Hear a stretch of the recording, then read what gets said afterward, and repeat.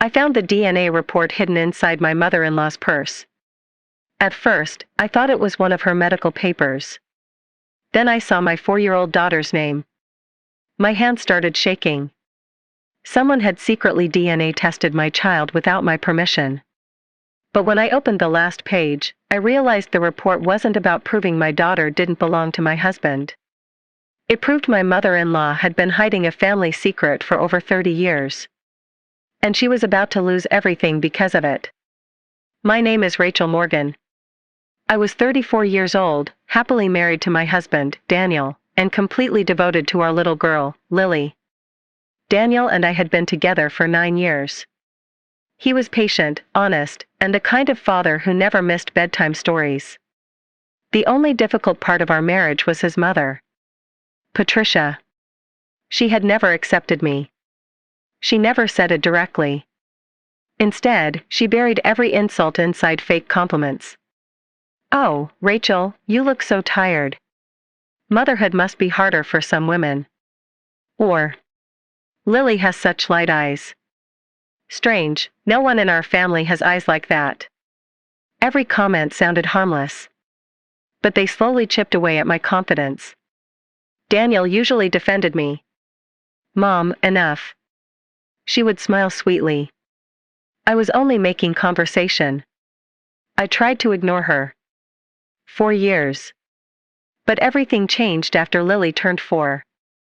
Patricia became obsessed with how Lily looked. One afternoon she stared at Lily for nearly a minute before saying, "She doesn't resemble Daniel at all." I laughed awkwardly. "She actually has his smile." Patricia didn't smile back. "No. She really doesn't." The room became painfully quiet. Later that night I told Daniel what had happened. He sighed. "I'll talk to her." He did. For a few weeks things improved. Then they became much worse. Patricia suddenly insisted on babysitting Lily every Saturday. She bought expensive gifts. She constantly asked to take photos. It almost seemed like she was trying too hard. Something felt wrong. I just couldn't explain why. Then one afternoon I stopped by Patricia's house unexpectedly to pick up Lily earlier than planned. Patricia was upstairs getting her coat. She asked me to grab her purse from the kitchen. As I picked it up, several papers slid onto the floor. I bent down to collect them. That's when I saw the envelope. A DNA laboratory logo. Lily's full name. My heart nearly stopped. I shouldn't have opened it. But I did. Inside was a genetic relationship report. I could barely understand the scientific language. Then I reached the conclusion. Probability that Daniel Morgan is the biological father, 99.999%. My first feeling wasn't relief. It was fury. She had secretly tested my child. Without asking. Without telling us. Without permission. I quietly placed the papers back exactly as I found them.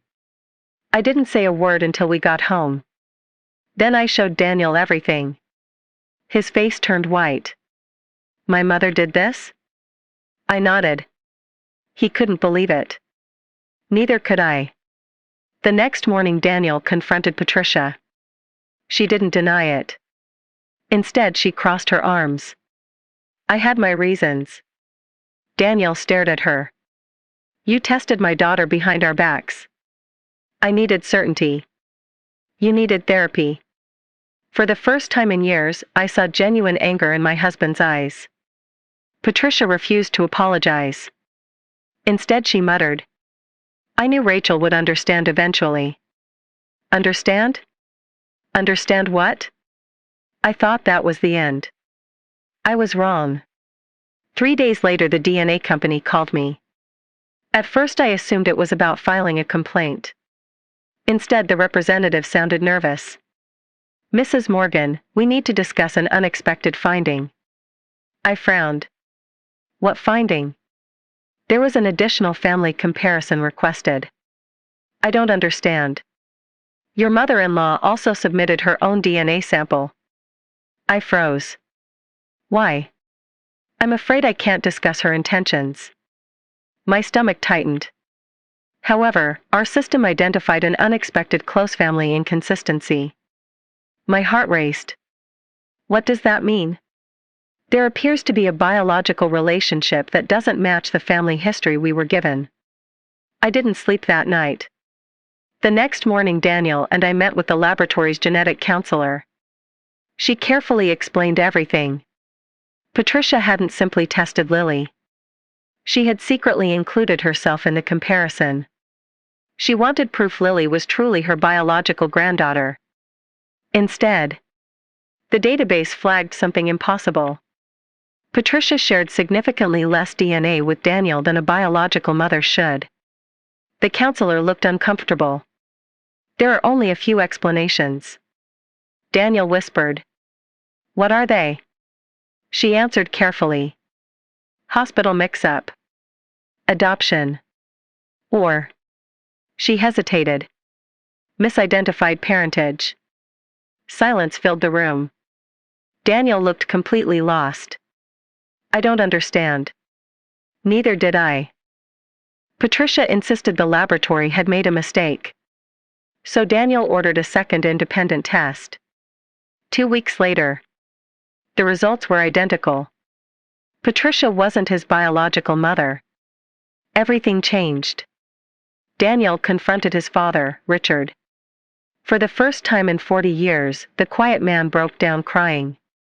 There was never supposed to be a test. Daniel stared at him. What are you talking about? Richard sat down slowly. When you were born. His voice cracked. Patricia couldn't have children. I looked at Daniel. His face had gone completely pale. Richard continued. We adopted you as a newborn. Daniel blinked. You told everyone Mom gave birth. Richard nodded. She was terrified people would judge her. For decades. Not a single person knew. Not even Daniel. Patricia had spent 36 years protecting one secret. Then she destroyed it herself because she couldn't trust me. I thought that revelation was shocking enough. It wasn't. A week later, another twist arrived.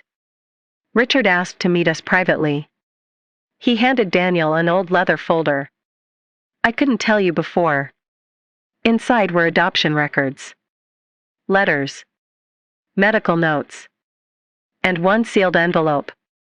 Daniel slowly opened it. Inside was a handwritten letter from the adoption agency. His biological mother had written it before giving him up. She explained she was 17. Scared. Alone. She hoped one day he would know she had loved him enough to give him a chance at a better life. Daniel cried harder than I'd ever seen. Not because he'd been adopted. Because he'd spent 36 years believing a lie. Patricia finally asked to meet us. She looked completely broken. I was afraid. Daniel remained silent. I thought if Lily wasn't yours. She stopped speaking. Tears rolled down her face. I thought maybe I wouldn't lose everything. I looked at her. You almost destroyed my marriage over your own fear. She nodded. I know. Then she whispered something I never expected. I became so obsessed with protecting my secret that I forgot how to love my own family. 4 months our relationship remained distant. Trust doesn't magically return after betrayal. Patricia entered counseling. She apologized again. Not with gifts. Not with excuses. With consistent actions. She accepted every boundary we set. No more unsupervised visits. No more decisions about Lily without permission. No more cruel comments disguised as jokes. Slowly. Very slowly.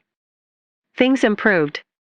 One afternoon, almost a year later, I watched Patricia helping Lily plant flowers in our backyard.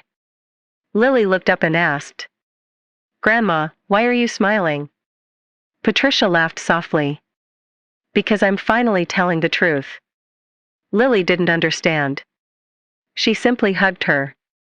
Sometimes children offer forgiveness long before adults know how.